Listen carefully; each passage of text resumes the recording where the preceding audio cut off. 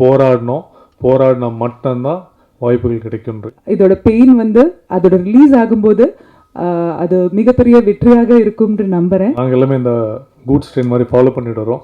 இந்த படம் ஜெயிச்சா நிறைய பேர் அவருக்கும் நிறைய ப்ரொடக்ஷன் கம்பெனி வரும், எங்களுக்கும் நல்ல வாய்ப்புகள் அமையும். ப்ரெஸ் மீடியா நண்பர்கள் எல்லாருக்கும் வணக்கம். முதல்ல பிடிஎஸ் அரசகுமார் சாருக்கும் அருள் சாருக்கும் பெரிய நன்றி. ஏன்னா இந்த படத்தில் எனக்கு ஒரு நல்ல முக்கியமான ஒரு வாய்ப்பு கொடுத்துருக்கீங்க. இந்த வருஷத்தோட என்னோடய 2வது ரிலீஸ் இது கைலான்.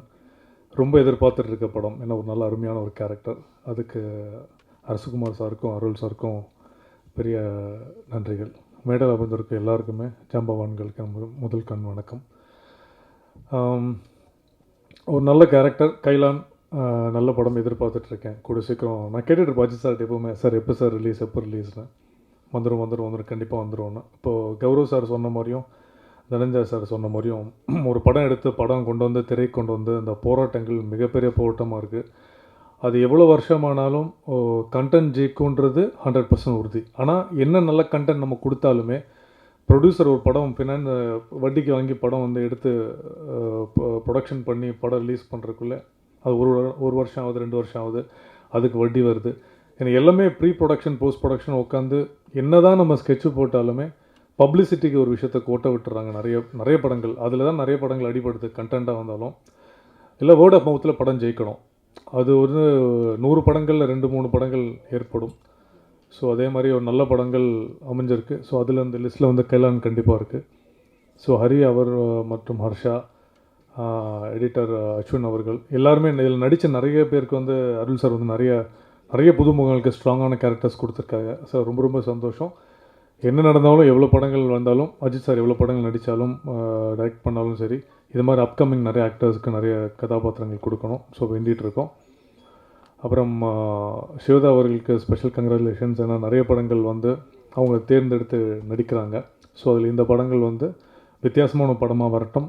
ஏன்னா நாங்கள் எல்லாமே இந்த கூட்ஸ் ட்ரெயின் மாதிரி ஃபாலோ பண்ணிட்டு வரோம். இந்த படம் ஜெயிச்சா நிறைய பேர் அவருக்கும் நிறைய ப்ரொடக்ஷன் கம்பெனி வரும், எங்களுக்கும் நல்ல வாய்ப்புகள் அமையும். ஸோ ரொம்ப சந்தோஷமாக இருக்குது. கௌரவ் சார் சொன்ன மாதிரி இந்த படத்தோட ட்ரெய்லர் கடைசியில் ஒரு கண்டென்ட் இருக்குது, போராடினா மட்டும்தான் வாய்ப்புகள் கிடைக்கும்ன்று. அது எல்லா விதத்திலும் அடங்கும் அது.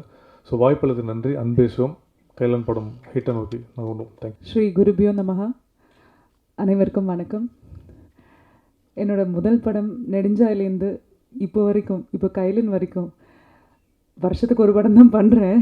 பட் ஸ்டில் எனக்கு நீங்கள் கொடுக்குற இந்த ப்ரெஸ் அண்ட் மீடியா நீங்கள் கொடுக்குற அந்த ஒரு சப்போர்ட் ரொம்ப பெருசு. And I mean it. So இந்த படத்துக்கும் இந்த கைலன் திரைப்படத்துக்கும் எங்களோட காஸ்ட்டுக்கும் இந்த க்ரூவுக்கும் இந்த ஒரு படத்துக்கும் உங்களோட எல்லாரோடையும் சப்போர்ட் இருக்கும்னு அந்த ஒரு நம்பிக்கையோடு தான் இப்போ நான் இந்த மேடையில் நின்றுட்டுருக்கேன். இந்த படம் வெளியில் வரும்போது எல்லோரும் சொன்னாங்க, மேடையில் பேசும்போது சொன்னாங்க, like there is a pain behind every release-னு. I've seen a director struggle for it. நம்ம ப்ரொடியூசர் அவ்வளோ சப்போர்ட் பண்ணி I've seen them struggle for it. So இந்த ஒரு ஸ்ட்ரகிள், இதோட பெயின் வந்து அதோட ரிலீஸ் ஆகும்போது அது மிகப்பெரிய வெற்றியாக இருக்கும்னு நம்புகிறேன். ஸோ ஆஸ் யூஷுவல் தான் உங்ககிட்ட ஒரு ரிக்வெஸ்ட் தான் இருக்குது. இந்த படத்துக்கும் எங்களோட இந்த டீமுக்கும் உங்களோட சப்போர்ட் கண்டிப்பாக தேவை. அது பண்ணுவீங்கன்ற நம்பிக்கை எனக்கு இருக்குது. Thank you so much.